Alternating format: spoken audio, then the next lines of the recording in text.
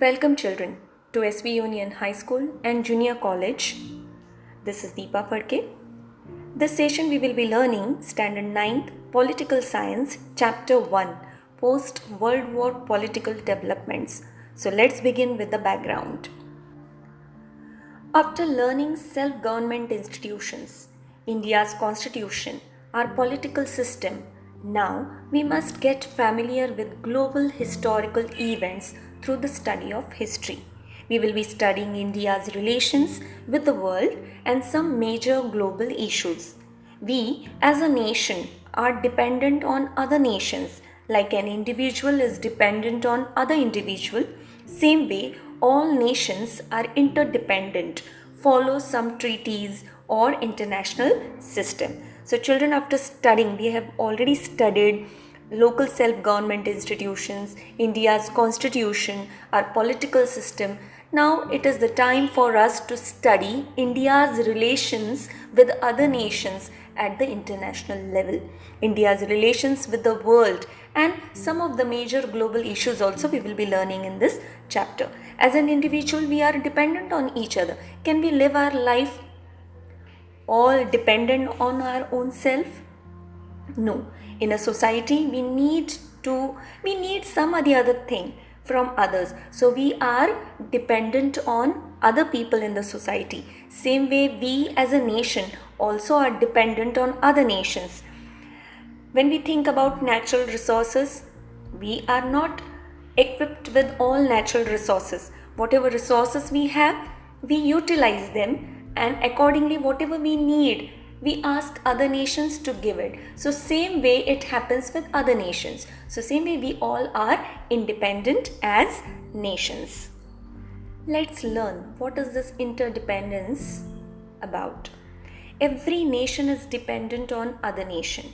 No nation will be self-sufficient about all its needs. Thus, interdependence is an important feature of the international system, and that is today's global system. We need to think about the difference between the interdependence between individuals and that between nations. As there is a constitution that governs the country, same way there is some kind of the constitution at the global level. So children, we must understand that nobody is self-sufficient. No nation is self-sufficient. You might have seen during this COVID-19 situation, even America had to ask for the help regarding the medicines which India has sent to them. So no nation is self-sufficient. In that case, all needs cannot be satisfied by the nation itself. It has to be dependent on the other nations. So same way we need to think about the difference between interdependence between the individuals and between the nations. As there is a constitution to every country that governs it, same way there is some kind of constitution even at the global level, even at the international level. Now we will learn about international relations through foreign policy. Every nation has policies about its internal dealings, as also its relations with other nations. Such a policy is called as foreign policy. We will learn India's foreign policy. We need to go back to history in order to understand today's world. Two world wars in the history are very important events. Because of the whole world changed completely, let's study about them. So children, did you understand what do you mean by foreign policy? Every nation has certain policies, or we can say strategies, regarding its internal dealings. Also, its relations with other nations. So such strategy or policy is called as foreign policy. So to understand India's foreign policy, we must go back to the history to understand the international issues or global issues. So let's study them. First World War. Major countries of Europe took part in the First World War that broke out between 1914 and 1919. The war caused a tremendous loss of life and property. The countries which joined the war faced tremendous economic losses, as well as those countries which didn't join the war, they also faced the impact of it. The economy of the victor nations, victor, those who won the nations, and the defeated nations, those which got defeated, also collapsed. So somewhere it caused tremendous loss of life and loss of property. Even the country's economy, means economy of the countries which got involved into the war, as well as those who got defeated, as well as the victor nations, every nation had to face the collapse of economy because of the involvement into the First World War. Or those who did not involve, they also had to face such collapse of economy. Let's learn about the countries involved in the First World War. There were two groups, Allied powers and Central powers.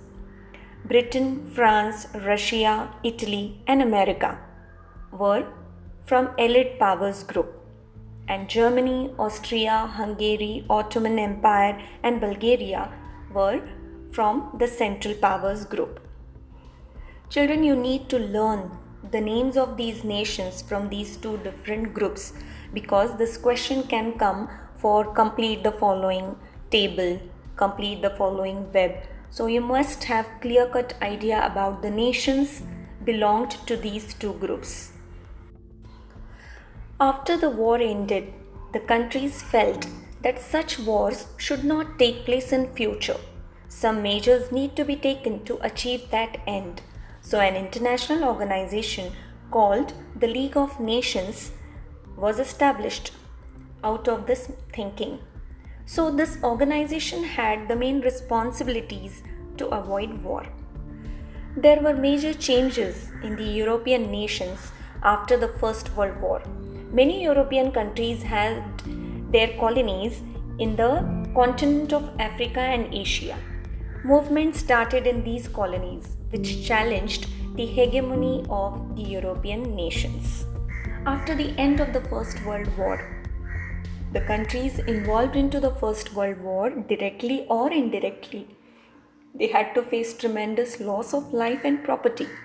So, realizing this loss, they came up with the establishment of the organization named the League of Nations at the international level, and the main function, responsibility of this organization would be to avoid war. During the 19th century only, there were major changes in the European countries after this First World War, because many European countries had their colonies into the continent of Africa and Asia. Obviously, there was an emergence of the feelings and principles of unity, integration, national integration, the concept of democracy. So, movements started in all these colonies which challenged the hegemony. Hegemony is the dominance of the European nations. The League of Nations had to establish peace, but it didn't get succeed at preventing war. Autocratic regimes, means dictatorship of Hitler, came up in Germany, Italy, Spain, other countries also. All these developments resulted into the Second World War. Here we need to think and take care of our nation in order to prevent the rise of autocratic regimes or dictatorship. So children, we must understand the main responsibility of the League of Nations was to avoid war, and another responsibility was to establish peace. But somehow it couldn't get succeeded. Autocratic regimes like dictatorship came up in Germany, then in Italy, Spain and many other countries. These developments somewhere resulted into the Second World War. So children, when we look at the background of First World War as well as the Second World War, it creates the responsibility amongst us to avoid, to participate into the day-to-day affairs of the governance, to go and give your vote during election times, and there are many other responsibilities which we must take on our shoulders to avoid this autocratic dictatorship, autocratic regimes to come up in our nation.